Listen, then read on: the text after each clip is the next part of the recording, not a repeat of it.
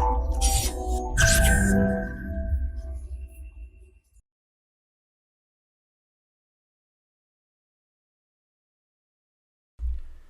Friends, this is Gautam Pandey coming up with the next round of news simplified. तो आज की video में हम बात करेंगे 5 न्यू रामसर साइट्स के बारे में। तो फर्स्ट ऑफ ऑल जब देखते हैं न्यूज़ में क्यों है।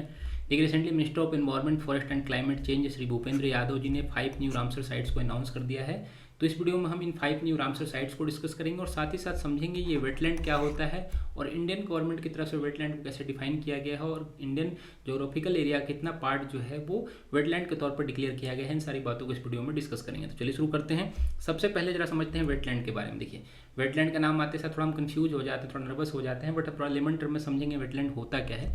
इस इमेज के माध्यम से समझते हैं। मान लीजिए कि एक ऐसा एरिया, पर्टिकुलरली एरिया जो मर्सी एरिया हो, बहुत ज़्यादा दलदली एरिया हो, वो चाहे नेचुरल हो या फिर आर्टिफिशियल हो या फिर परमानेंट हो या फिर टेम्प्रोरी हो, मीन्स वहाँ की जो वाटर है या चाहे फ्लोइंग कंडीशन में हो या स्टेटिक हो, उसे वेटलैंड के तौर पर डिक्लेयर किया जा सकता है। और साथ ही साथ जो मरीन वाटर एरिया होते हैं, मीन्स वहाँ पे जो लो टाइड टाइम होता है उनका डेप्थ 6 मीटर से एक्सीड नहीं होना चाहिए, उसे भी वेटलैंड के तौर पर डिक्लेयर किया जा सकता है। देखिए, ये तो हम बात कर रहे थे रामसर कन्वेंशन के अकॉर्डिंगली वेटलैंड को डिफाइन कैसे किया गया है। रामसर कन्वेंशन से रिलेटेड हमने ऑलरेडी आपके साथ वीडियो डिस्कस किया है, आप उसे प्लेलिस्ट में जाकर देख सकते हैं।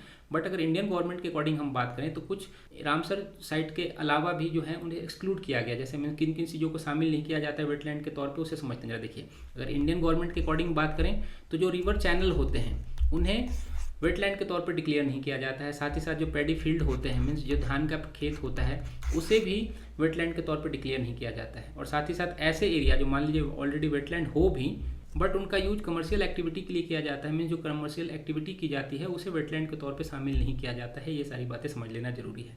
अब बात करते हैं जरा ज्योग्राफिकल एरिया के हिसाब से एक वर्ल्ड वाइड और इंडियन कंटेक्स्ट में कितना परसेंट ऑफ एरिया जो है वेटलैंड के तौर पे डिक्लेयर किया गया। देखिए, अगर वर्ल्ड वाइड बात करें, वर्ल्ड का जितना भी ज्योग्राफिकल एरिया है उसका 6.4% एरिया एज ए वेटलैंड के तौर पर डिक्लेयर किया गया है। अगर इंडियन कंटेक्स्ट में बात करें तो ये 4.63% है, means 4.63% of area, total geographical area जो हमारे नेशन का है उसे एज ए वेटलैंड के तौर पर डिक्लेयर किया गया है। आप समझ सकते हैं इतना कम क्यों है। अगर पेडी फील्ड को हम शामिल करें, धान के खेत को भी शामिल कर लेते हैं, तो हो सकता है ये परसेंटेज बहुत ज़्यादा हो सकता है।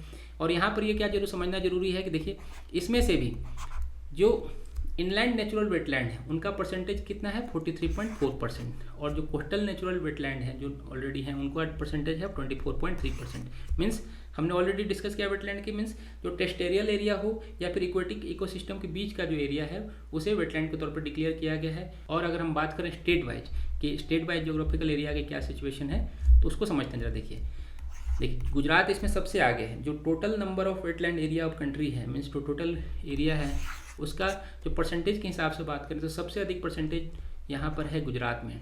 जितने भी ज्योग्राफिकल एरिया के जितने वेटलैंड हैं हमारे यहाँ, उसका के 22% वेटलैंड एरिया गुजरात में है। इसके बाद नंबर आता है आंध्र प्रदेश का, फिर उत्तर प्रदेश का, फिर वेस्ट बंगाल का। तो समझ सकते हैं गुजरात क्यों है। गुजरात का जो कोस्टल एरिया है बहुत बड़ा एरिया है और यहाँ पर कच्छ का क्षेत्र वगैरह है, तो इसके कारण भी यहाँ पर परसेंटेज के मामले में वेटलैंड एरिया सबसे ज़्यादा है। तो अब बात कर लेते हैं जिन 5 न्यू रामसर साइट्स को डिक्लेयर किया गया है इंडियन गवर्नमेंट की तरफ से, जिसे शामिल किया गया उसको जरा बात करें। देखिए, इनमें शामिल है करिकली बर्ड सेंचुरी और पल्लीकरनई मार्स फॉरेस्ट एरिया और पिचवरम मैंग्रोव एरिया। ये तीनों के तीनों तमिलनाडु से हैं। और जो पाला वेटलैंड है ये मिजोरम में है। और साक्य सागर जो रामसर साइट डिक्लेयर किया गया है ये एमपी में है। Number of Ramsar site change हो चुके हैं। पहले 49 रामसर साइट हुआ करते थे इंडिया में, अब इनका नंबर बढ़ के 54 हो चुका है। तो आप कभी क्वेश्चन आता है तो आप उसे आंसर करने की कंडीशन में होंगे। तो होप आपको ये वीडियो समझ में आया होगा। Thanks for watching.